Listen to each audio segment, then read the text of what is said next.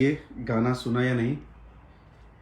तो आज हमारे दो गाने रिलीज हुए। गाना एक्चुअली एक ही रिलीज होना था, या खुदा चीजें हो गई ऐसी कि हमें वो प्लान किए थे।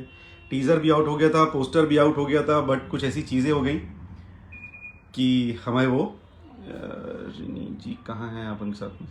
ओ थैंक यू छोटे राजा, वो जोधपुर में है, उनका शूटिंग चल रहा है गानों का। इस पर ये गाना प्राइवेट कैसे हो गया? प्राइवेट हो गया? क्या बात करो दोस्त, सामने कुछ ही बोलोगे क्या? डरा दिया यार। तो आपको बता दें कि भोजपुरी के दवा सुपरस्टार खेसारी लाल यादव का एक बवाल सॉन्ग आ चुका है। तो क्या है इस सॉन्ग की पूरी जानकारी बताते हैं आपको इस वीडियो में। सबसे पहले वीडियो को दिल से लाइक कर दीजिए और साथ ही साथ चैनल पर नए तो चैनल को भी सब्सक्राइब कर दीजिए।